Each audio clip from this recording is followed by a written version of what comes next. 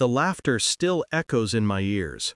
It wasn't the kind of laughter that warms a winter morning.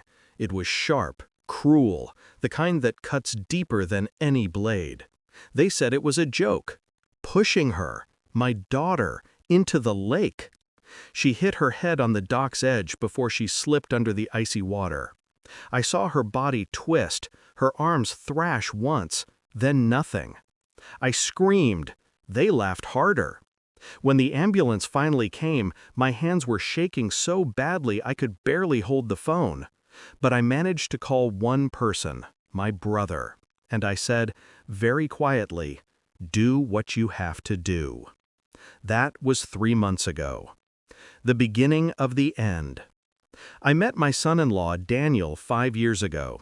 He had that polished smile, the kind that fools mothers.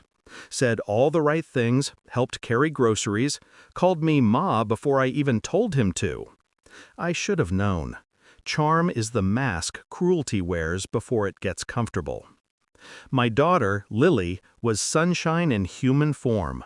She loved him fiercely, blindly. Said he made her laugh. Said his family was warm and welcoming.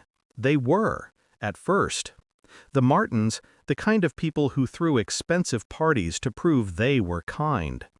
They treated me like a charity case with a pulse. I ignored it for her sake. She was happy. That's all that mattered. Until she wasn't. The cracks.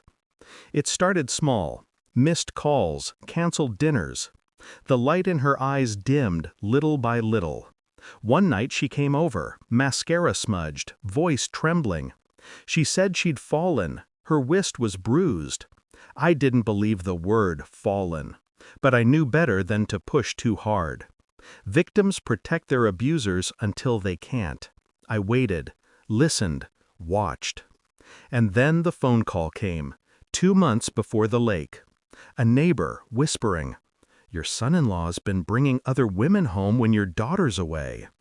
My blood turned to ash, but I said nothing. Not to him, not to her, not yet. Because silence, when used right, can be a weapon sharper than a knife. The day everything broke. It was his mother's birthday. The Martins invited everyone to the lake house. I didn't want Lily to go. She said she'd be fine. She said he'd changed. He hadn't. They'd been drinking, laughing too loud, playing their cruel little games. Someone, I think his cousin, said, "Bet you won't push her in." And he did, just like that, like she was disposable.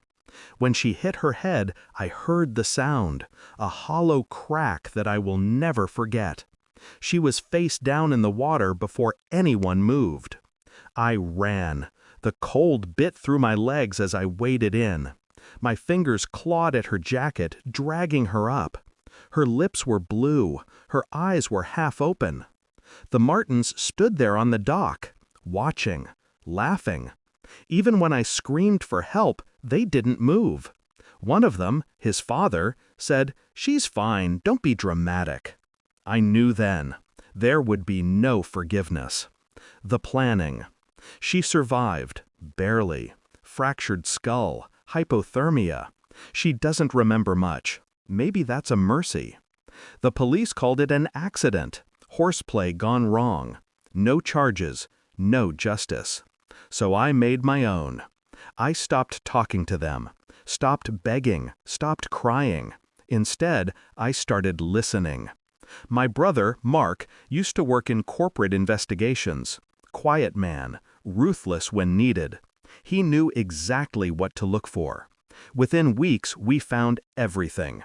Offshore accounts, tax evasion, illegal land deals under the father's name. And Daniel, my dear son-in-law, had been laundering money through his company using Lily's name, her signature, her credit. He thought she'd never check. I let him think that. The setup. I had Lily move in with me, told her it was temporary. She didn't argue. She was too tired to. While she healed, I gathered everything. Bank statements, emails, photos, every document tied to the Martins' dirty empire. Then I made a single phone call to a journalist I'd met years ago, A woman who hated corruption more than she loved sleep. I gave her everything. Every file, every lie, every hidden account. And then I waited. The fall. It started slow, a whisper on the news, local business mogul under investigation. Then faster, headlines, court summons, frozen accounts. Daniel tried to reach out, called me, came to my house once, banging on the door. I didn't answer. 2 weeks later, I saw him on TV, disheveled, stammering, his perfect hair out of place. His father beside him, pale and shaking. Everything they'd built, gone. Everything they took pride in, burned. And Lily's name was cleared. But that wasn't the end. The confrontation. He came to the hospital when Lily went for her final checkup. Tried to approach her. I stepped between them. He looked smaller somehow. "Please," he said. "It was an accident. You have to believe me." I leaned closer. "An accident is slipping on ice," I whispered. "You threw her." He flinched. I